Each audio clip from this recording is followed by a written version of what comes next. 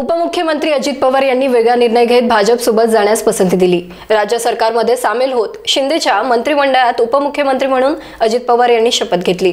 अनेक आमदार देखील अजित पवारांच्या नेतृत्वाखाली सरकारमध्ये सामील झाले। परंतु आता लोकसभा निवडणुकीच्या पार्श्वभूमीवर अजित पवार यांच्या राष्ट्रवादी काँग्रेस पक्षातील एक गट नाराज झाल्याच्या बातम्या झळकल्या आहेत। त्यावर माध्यमांशी बोलताना अजित पवारांच्या पक्षातील नाराजीविषयी डॉक्टर अमोल कोल्हे यांनी भाष्य केले आहे। डॉक्टर कोल्हे माध्यमांशी बोलताना म्हणाले की खरं तर हा त्यांच्या पक्षातील अंतर्गत प्रश्न आहे। कुठल्याही पक्षाच्या कार्यकर्त्यांमध्ये अशा प्रकारची नाराजी असणे स्वाभाविक आहे, कारण जे नेतृत्व एकेकाळी 23 जागांचे निर्णय घेऊ शकत होते त्यांना अवघ्या आता 4 जागा मिळतात। ही परिस्थिती लोकसभेला असेल तर विधानसभेला काय परिस्थिती असेल हा संभ्रम कार्यकर्त्यांमध्ये निर्माण होणे स्वाभाविक आहे। त्याचबरोबर महायुतीची खूप मोठी घसरण होणार आहे।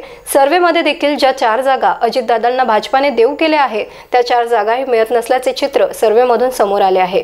या दरम्यान ज्या जागा मिळालेल्या आहेत त्या 4 जागांवर एक घरात उमेदवारी द्यावी लागली तर एक पक्षाच्या प्रदेशाध्यक्षांना जागा लढवावी लागत आहे आणि उर्वरित 2 जागांवर उमेदवार आयात करावे लागले असल्याने पक्षातील कार्यकर्त्यांमध्ये संभ्रम निर्माण होणे स्वाभाविक आहे। या दरम्यान उपमुख्यमंत्री अजित पवार यांच्या राष्ट्रवादी काँग्रेस पक्षातील नाराजी अशी पक्षाच्या बाहेर येत असेल तर ही लोकसभा निवडणूक आणि त्यानंतर होणारी विधानसभा निवडणुकीचे चित्र संभ्रमात आल्याच्या चर्चा देखील जोर धरू लागल्या आहेत। राष्ट्रवादी काँग्रेस अजितदादांचा गट एक नाराज आहे। अनेक जागा हातातून गेल्याच्या चर्चा त्यांच्या पक्षात चर्चा सुरू आहे। खरं तर हा त्यांच्या पक्षाचा अंतर्गत विषय, त्यावर मी भाष्य करणं उचित नाही।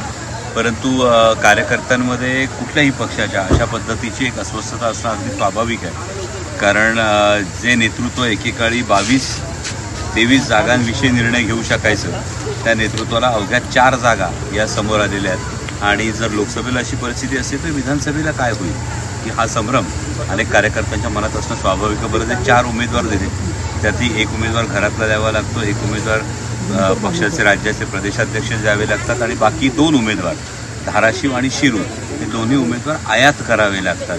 त्यामुळे पक्षाच्या कार्यकर्त्यांमध्ये अस्वस्थता असणं अगदी स्वाभाविक आहे। ज्या 4 जागा आहेत त्या जागाही पोलमध्ये दाखवले की त्या 4ही मिळत नाही। यामध्ये भारतीय जनता पक्ष आणि त्यांचे जे काही मित्रपक्ष असतील या महायुतीचीच एक फार मोठी घसरण संपूर्ण महाराष्ट्रामध्ये होणार आहे। आणि आता हे जे पोल आलेले आहेत या पोलमध्ये काय परिस्थिती ती मायबाप जनता बघते। Rajendra Shinde, star Maharashtra news, Pune.